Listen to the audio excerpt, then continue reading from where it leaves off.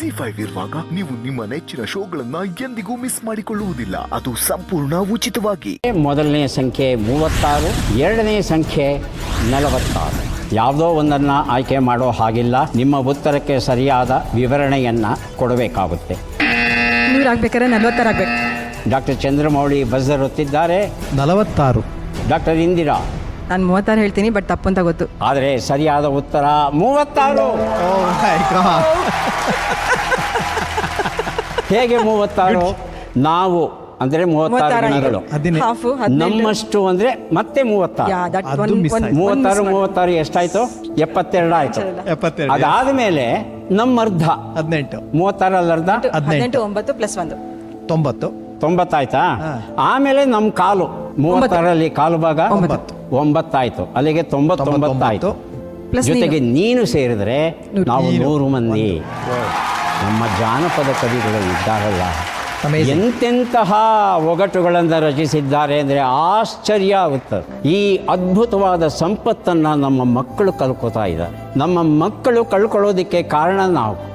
ನಮ್ಮ ಮಕ್ಕಳಿಗೆ ಕನ್ನಡ ಗಾದೆಗಳನ್ನು, ಕನ್ನಡ ಒಗಟುಗಳನ್ನು, ಕನ್ನಡ ನುಡಿಗಟ್ಟುಗಳನ್ನು, ಕನ್ನಡ ಬಾಲಗೀತೆಗಳನ್ನು, ಕನ್ನಡ ನಾಡಿನ ಬಗ್ಗೆ ಒಂದಷ್ಟು ಮಾಹಿತಿಯನ್ನು ಕೊಡೋದಕ್ಕೆ ಹಿಂದೆ ಬೀಳ್ತಾ ಇದ್ದೇವೆ ನಾವು. ಇಂಗ್ಲೀಷನ್ನು ಕಲಿಸಿ, ನಾನು ಬೇಡ ಅನ್ನೋಲ್ಲ. ಇಂಗ್ಲೀಷರಿಗಿಂತಲೂ ಚೆನ್ನಾಗಿ ಇಂಗ್ಲೀಷನ್ನು ಕಲಿಸಿ ಅಂತಹ ವ್ಯವಸ್ಥೆ ಮಾಡಿ ಸ್ವಾಗತ. ಆದರೆ ಕನ್ನಡವನ್ನು ಮರಿಬೇಕು. ಮಕ್ಕಳು, ಹೆತ್ತವರು ಕನ್ನಡದಲ್ಲೇ ತಮ್ಮ ಭಾವನೆಗಳನ್ನು ವಿನಿಮಯ ಮಾಡ್ಕೋಬೇಕು. ಹೊಸಲು ದಾಟಿ ಹೊರಗಡೆ ಹೋದ್ರಾ ಯಾವ ಭಾಷೆ ಬೇಕಾದರೂ ಮಾತನಾಡಿ. ಬದುಕನ್ನು ನೀಡುವ ಭಾಷೆ ಇಂಗ್ಲೀಷ್ ಅಂತ ನೀವು ಭಾವಿಸೋದಾದರೆ ಖಂಡಿತ ಬಳಸಿ.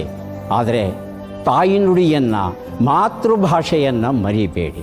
ಆ ಸಂಸ್ಕೃತಿ ಉಳಿಬೇಕು ಅಂದರೆ ದಯವಿಟ್ಟು ಕನ್ನಡವನ್ನು ಕಲಿಸಿ ನಿಮ್ಮ ಮಕ್ಕಳಿಗೆ. ಕೊನೆಯ ಸುತ್ತಿಗೆ ನಾವೀಗ ಬರ್ತಾ ಇದ್ದೇವೆ. ರಮೇಶ್, ನೀವು ಬರ್ತೀರಾ? ಬನ್ನಿ. ಎಸ್ ಬಿಡಿ. ರೂಲ್ಸ್ ಬ್ರೋಕನ್ ಹೇಳಿ ಸರ್. ತುಂಬ ಸೊಗಸಾದ ಕೃತಿ, ಸನ್ಯಾಸಿ ಮತ್ತು ಇತರ ಕಥೆಗಳು, ಕುವೆಂಪು ಅವರು ಬರೆದಂಥ ಕೃತಿ ಈಗ ನಾವು ಕೊಡ್ತಾ ಇದ್ದೇವೆ. ಕ್ರೀಡೆಗೆ ಸಂಬಂಧಪಟ್ಟದ್ದು. ಕ್ರಿಸ್ತಪೂರ್ವ 2ನೇ ಶತಮಾನದ ಮುಮ್ಮಡಿ ಸೋಮೇಶ್ವರನ ಮಾನಸೋಲ್ಲಾಸ ಗ್ರಂಥದಲ್ಲಿ ವರ್ಣಿತವಾಗಿರುವ ಹಾಗೂ ಮಧ್ಯಪ್ರದೇಶದ ರಾಜ್ಯ ಕ್ರೀಡೆ ಯಾವುದು ಅಂತ ತಿಳ್ಕೋಬೇಕಾಗಿದೆ.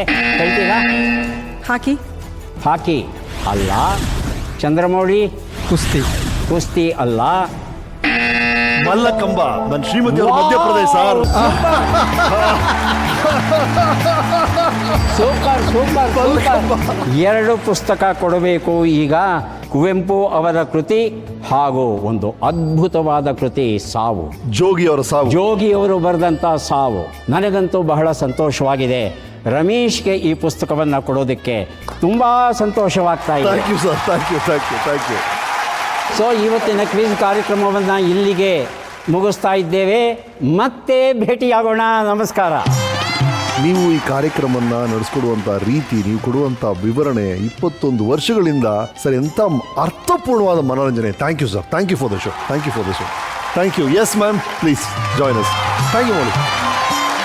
Thank you sir. ನಮ್ಮ ಈ ಸಂಚಿಕೆಯ ಕೊನೆ ಭಾಗ, ನಮ್ಮ ಆಡಿಯನ್ಸ್ ಕೆಲವು ಪ್ರಶ್ನೆಗಳನ್ನ ಕೇಳ್ತಾರೆ, ನೀವು ಉತ್ತರ ಹೇಳಬೇಕು.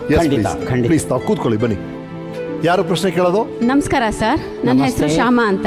ನಾವು ಓದಲೇಬೇಕಾದಂಥ ಕನ್ನಡದ ಪುಸ್ತಕಗಳು ಯಾವುವು ಮತ್ತು ನಾವು ಅದನ್ನು ಯಾಕೆ ಓದಬೇಕು? ಕುವೆಂಪು ಅವರ 2 ಮಹಾ ಕಾದಂಬರಿಗಳನ್ನು ತಾವು ಓದಬೇಕು. ಹಾಗೆಯೇ ನಮ್ಮ ಪುತಿನ ಅವರು ಬರೆದಂಥ ಹರಿಚರಿತೆ ಮತ್ತು ಇತರ ಗೀತ ನಾಟಕಗಳು ಏನಿವೆ ಅವುಗಳನ್ನು ತಾವು ಓದಬೇಕು. ಧನ್ಯವಾದಗಳು ಸರ್. Yes, next. ನಮಸ್ತೆ ಸರ್. ನಿಮ್ಮ ತಟ್ಟಂತ ಹೇಳಿ ಕಾರ್ಯಕ್ರಮ 4440ಕ್ಕೂ ಹೆಚ್ಚು ಸಂಚಿಕೆಗಳು ಮೂಡಿ ಬಂದಿವೆ. ಆದರೆ ಎಷ್ಟೋ ಕಾರ್ಯಕ್ರಮ ಗಿನ್ನಿಸ್ ಬುಕ್ ಆಫ್ ರೆಕಾರ್ಡ್ ಸೇರಿದೆ. ಆದರೆ ನಿಮ್ಮ ಇಷ್ಟು ಉಪಯುಕ್ತ ಮಾಹಿತಿಯನ್ನು ನೀಡುವಂತಹ ಈ ತಟ್ಟಂತ ಹೇಳಿ ಕಾರ್ಯಕ್ರಮ ಯಾಕೆ ಇನ್ನೂ ವರ್ಲ್ಡ್ ರೆಕಾರ್ಡ್ ಆಗಿಲ್ಲ? ಅದಕ್ಕೆ ಬೇಕಾಗುವಂತಹ ಒಂದಷ್ಟು ಕೆಲಸಗಳಿವೆ. ಅದನ್ನು ಕ್ರಮಬದ್ಧವಾಗಿ ಮಾಡಬೇಕು. ನಿರಂತರವಾಗಿ ಅದರ ಹಿಂದೆನೇ ಬೆನ್ನು ಬೀಳಬೇಕು. ಮಾಡಿದರೆ ಖಂಡಿತ ಆಗುತ್ತೆ. ಬಹುಶಃ ಮುಂದಿನ ದಿನಗಳಲ್ಲಿ ಖಂಡಿತ ಮಾಡ್ತೇನೆ. ಧನ್ಯವಾದಗಳು ಸರ್. ನಮಸ್ತೆ ಸರ್. ನನ್ನ ಪ್ರಶ್ನೆ ಏನಂದ್ರೆ, ಈಗಿನ ಶಿಕ್ಷಣ ವ್ಯವಸ್ಥೆಯಲ್ಲಿ ಕನ್ನಡ ಭಾಷೆಯ ಕಲಿಕೆ ಕಡ್ಡಾಯವಾಗಿರದೆ ಕೇವಲ ಆಯ್ಕೆಯಾಗಿದೆ. ಇದ್ರ ಬಗ್ಗೆ ನಿಮ್ಮ ಅಭಿಪ್ರಾಯ ಸರ್? ಸ್ವಲ್ಪ ಕಳವಳಕಾರಿ ವಿಚಾರವೇ ಇದು. ನಮ್ಮ ಹೆತ್ತವರಿಗೆ ಒಂದು ಭ್ರಮೆ, ಇಂಗ್ಲೀಷಲ್ಲಿ ಓದಿದ್ರೇನೆ ಬುದ್ಧಿವಂತರಾಗೋದು ಅಂತ. ನಮ್ಮ DVG ಅವರು ಎಷ್ಟು ಓದಿದ್ರು, SSLCನೂ ಪಾಸ್ ಮಾಡಲಿಲ್ಲ. ಆದರೆ ಇವತ್ತು ಅವರು ಎಂತಹ ಪ್ರತಿಭಾವಂತರು ಅಂದರೆ ಕನ್ನಡದ ಭಗವದ್ಗೀತೆ ಅನ್ನೋ ಕೃತಿಗಳನ್ನು ಕೊಟ್ಟಿದ್ದಾರೆ. ಹಾಗಾಗಿ ಮನೆಯಲ್ಲಿ ನಾವು ಭಾಷೆಯನ್ನು ಹೇಗೆ ಕಲಿಸ್ತೇವೆ, ಈ ಭಾಷೆಯ ಬಗ್ಗೆ ಪ್ರೀತಿಯನ್ನು ಹೇಗೆ ಬೆಳೆಸ್ತೇವೆ, ಇದು ಬಹಳ ಮುಖ್ಯ ಆಗುತ್ತೆ. ಧನ್ಯವಾದಗಳು ಸರ್. ಓಕೆ, ಧನ್ಯವಾದಗಳು.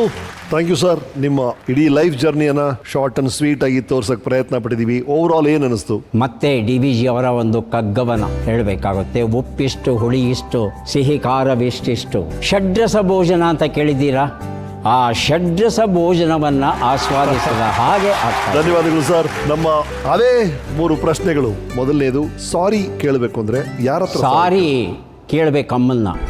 ನನ್ನನ್ನು ಇಷ್ಟೆಲ್ಲ ಬೆಳೆಸಿದ್ಲಲ್ಲ, ನಾನು ಚೆನ್ನಾಗಿ ಹಣ ದುಡಿಯುವಂಥ ಕಾಲಕ್ಕೆ ಆಕೆ ಇರಲಿಲ್ಲ. ಆಕೆಯನ್ನು ತುಂಬ ಚೆನ್ನಾಗಿ ನೋಡ್ಕೋಬೇಕು ಅನ್ನೋ ಆಸೆ ಇತ್ತು. ಆ ಆಸೆ ಕೈಗೂಡಲಿಲ್ಲ. ಇದಕ್ಕೆ ಕಾರಣ ಯಾರು ನನಗೆ ಗೊತ್ತಿಲ್ಲ. ಆದರೆ ನೀನು ನನಗೆ ಕೊಟ್ಟಂಥ ಪ್ರೀತಿಗೆ ಬದಲಾಗಿ ನಾನು ಏನೂ ಕೊಡೋಕ್ಕಾಗಲಿಲ್ಲ, ನಿನಗೆ ಕ್ಷಮಿಸು ಅಮ್ಮ ಅಂತ ಈ ಒಂದು ಸ್ಥಾನದಲ್ಲಿ ಕುಳಿತು ಕೇಳ್ತಾ ಇದ್ದೆ. ಧನ್ಯವಾದಗಳನ್ನ ಹೇಳಬೇಕು ಅಂದರೆ ಯಾರು ಹೇಳ್ತೀರಿ? ಧನ್ಯವಾದಗಳು ಲೆಕ್ಕವೇ ಇಲ್ಲ. ಹೆತ್ತವರಿಗೆ ಮೊದಲು ಧನ್ಯವಾದ. ನನ್ನ ಮಡದಿ ಮತ್ತು ಮಗನಿಗೆ ಧನ್ಯವಾದ. ಪಾಠವನ್ನು ಕಲಿಸಿಕೊಟ್ಟ ಅಧ್ಯಾಪಕರೊಳಗೆ ಧನ್ಯವಾದ. ಕಷ್ಟ ಕಾಲದಲ್ಲಿ ಕೈ ಹಿಡಿದ ಗೆಳೆಯರಿಗೆ ಧನ್ಯವಾದ. ಥಟ್ ಅಂತ ಹೇಳಿ ಕಾರ್ಯಕ್ರಮವನ್ನು ಜಾಗತಿಕ ಮಟ್ಟದಲ್ಲಿ ಕೊಂಡೊಯ್ದಂಥ ದೂರದರ್ಶನ ಕೇಂದ್ರದ ಎಲ್ಲ ನಿರ್ದೇಶಕರಿಗೆ, ಮುಖ್ಯವಾಗಿ ನಮ್ಮ ಈ ಜನತೆಗೆ ನಾನು ಸದಾ ಕಾಲಕ್ಕೂ ಕೃತಜ್ಞನಾಗಿರ್ತೇನೆ. Thank you very much. Right sir. Any confession? ಏನಾದ್ರು ಪಾಪ ಪ್ರಜ್ಞೆ ನಿಮ್ಮನ್ನು ಕಾಡ್ತಾ ಇದೆಯಾ? ನೋ. ಪ್ರಜ್ಞಾಪೂರ್ವಕವಾಗಿ ನಾನು ಯಾವುದೇ ತಪ್ಪನ್ನು ಮಾಡಿಲ್ಲ. ಹಾಗಾಗಿ ಕನ್ಫೆಷನ್, ಪಾಪ ನಿವೇದನೆ ಅದು ನನ್ನಿಂದ ಬಹಳ ಬಹಳ ದೂರ. ZEE5 ಆಪ್ ಡೌನ್ಲೋಡ್ ಮಾಡಿ ಎಲ್ಲಾ ಸಂಚಿಕೆಗಳನ್ನು ಸಂಪೂರ್ಣ ಉಚಿತವಾಗಿ ನೋಡಿ.